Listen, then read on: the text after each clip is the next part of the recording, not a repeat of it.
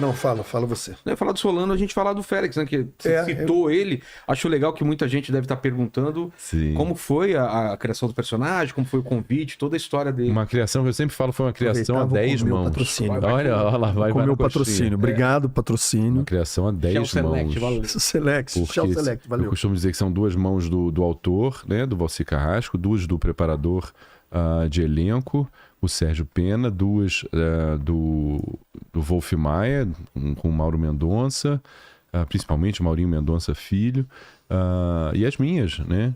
Acho que faltaram mãos aí, mas enfim.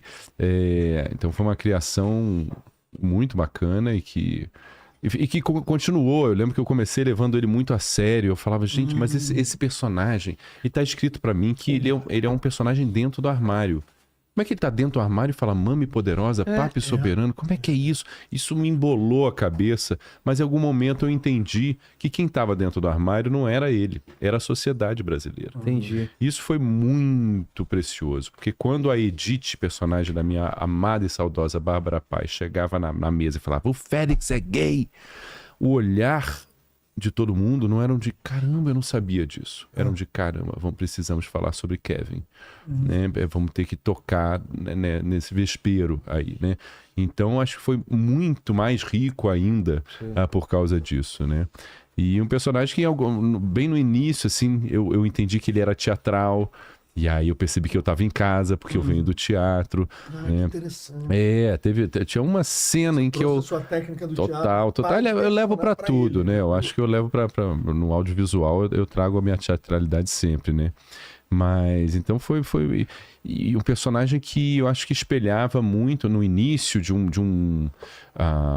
desse politicamente correto e tal, as pessoas ainda se sentindo muito, como acho que se sentem até hoje, um pouco atacadas por isso. Pô, não pode falar isso, não pode falar aquilo, não pode falar aquilo outro. E é importante que se discuta isso tudo, mas acho que o Félix, ele podia falar tudo que a gente não pode, né? E por isso ele era muito amado, né? De alguma forma, com muito humor, ele também era muito perverso e ele espelha uma perversidade que todos nós temos e que somos censurados a ter, digamos assim, diariamente, né?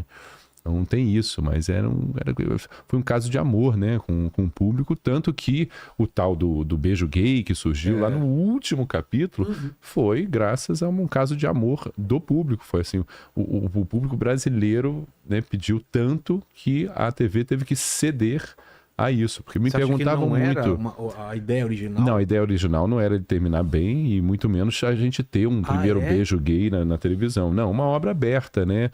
E o Valci Carrasco é um Midas, né? Onde ele toca, o negócio acontece, porque ele tá de ouvido sempre muito aberto para o que estão falando na rua sobre a própria obra que ele escreveu em determinado momento. Bom, sempre me perguntavam, por que você acha que ainda não teve o beijo gay na televisão? Eu falei, porque a televisão, como qualquer outra empresa, está de olho no lucro, precisa lucrar. Enquanto ela achar que mais pessoas vão desligar o canal quando virem uma coisa que ela não concorda, do que mais pessoas vão ficar e vão chamar outras pessoas para ligar também, isso não vai acontecer.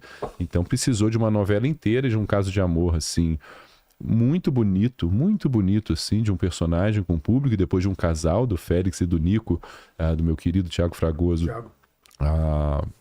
cair nas graças do público, a ponto de você ter o cara mais preconceituoso, mais que falou, pô, tu não vai beijar aquele cara, não? Porra, tô esperando esse beijo, caralho, não vai acontecer, não. Então virou uma unanimidade, virou alguma coisa, sim, um pedido, uma coisa, e foi um grito de gol, parece, assim, quando o negócio aconteceu, né? E moveu muita coisa, né? Acho que a gente retrocedeu muito depois, mas tem coisas que não dá pra retroceder mais, né?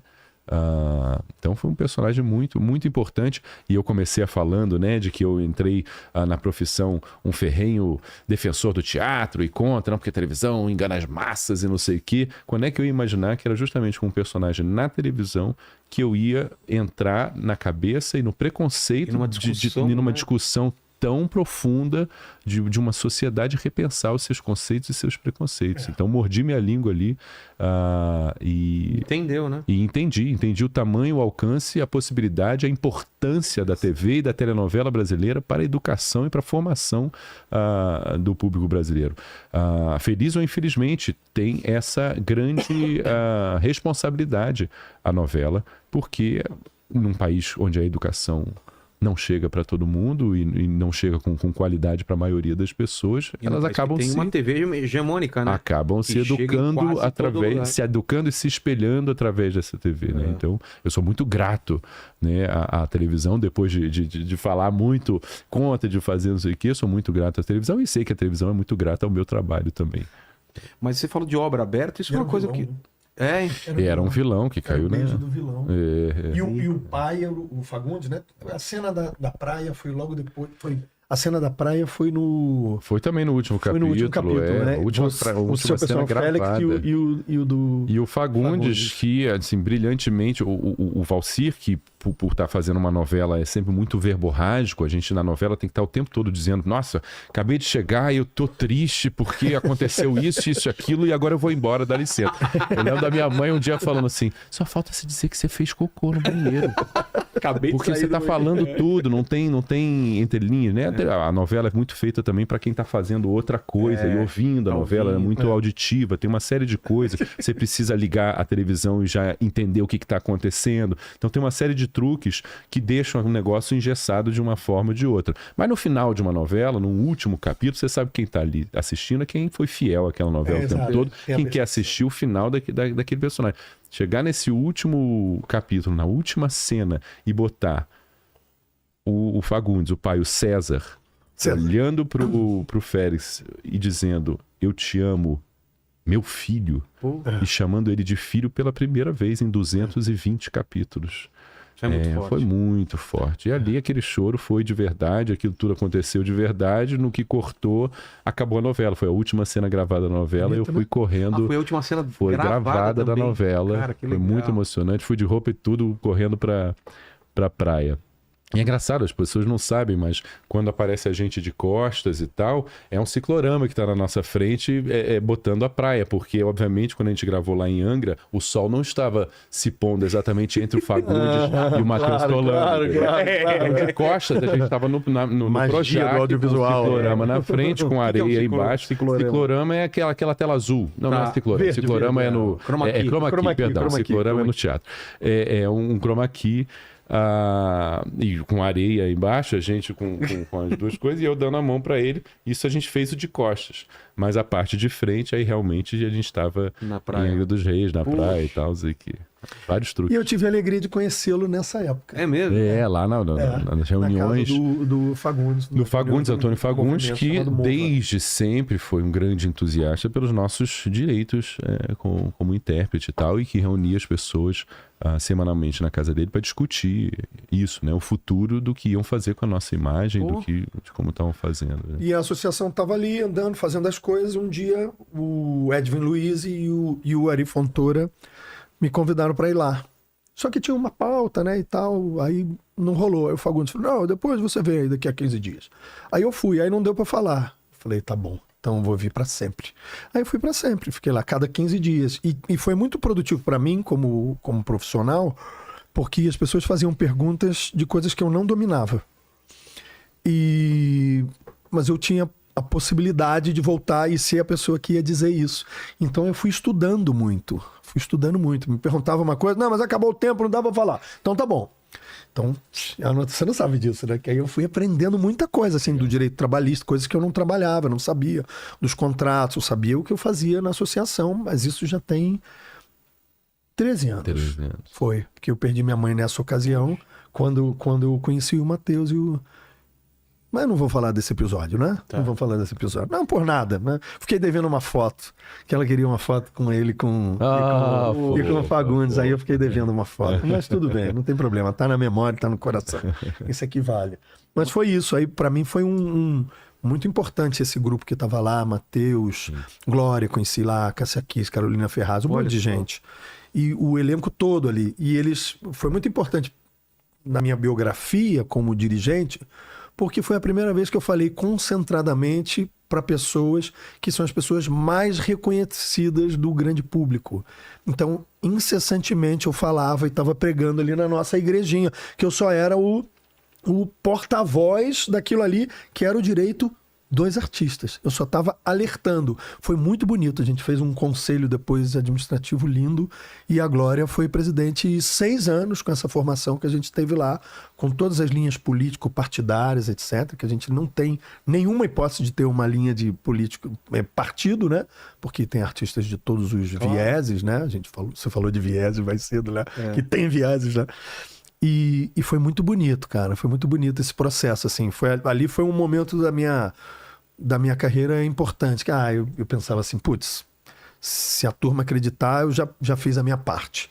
Se não rolar, não rolou. Estamos falando, para quem está acessando agora, da Interartes Brasil, essa associação. Para quem chegou só agora, exatamente. Mas que bom, estamos aí até hoje. Vamos continuar para sempre aqui. É isso. Ô, Lene, você parou uma pergunta, mas antes eu queria voltar no que você falou de uma obra aberta. Não, de uma obra aberta, né? Como que funciona? Porque é assim mesmo, você não sabe para onde seu personagem vai, depende muito. É uma loucura. Que doideira. É uma loucura. Como você cria assim? Eu vou morrer? Eu vou ser sempre vilão? Eu vou ser... Depende do público. Uma obra aberta é uma obra que está ouvindo o público. O Manuel Carlos era assim, e cada autor trabalha de um jeito diferente. O Valcir, ele tem uma característica muito própria dele, assim. Tudo que ele abre, ele tem que fechar. Então, todas as maldades que o Félix fez, ele teve que pedir desculpa, que não sei o quê, ir na casa de cada um bater. Por isso que vilão trabalha muito, né? Porque o vilão... Desvilanizou, ele vai em todos os lugares fazer vilania. Ele não fica paradinho no lugar dele, né? Já o Manuel Carlos, não. O Manuel Carlos tinha um grande elenco. Ele tinha 120 atores contratados. E, às vezes, 10 daqueles atores nem entravam na novela. Porque eles estavam ali como um banco de... tô precisando de tá dando um espaço aqui, eu preciso... entra aquele casal que eu tinha pensado em fazer alguma coisa.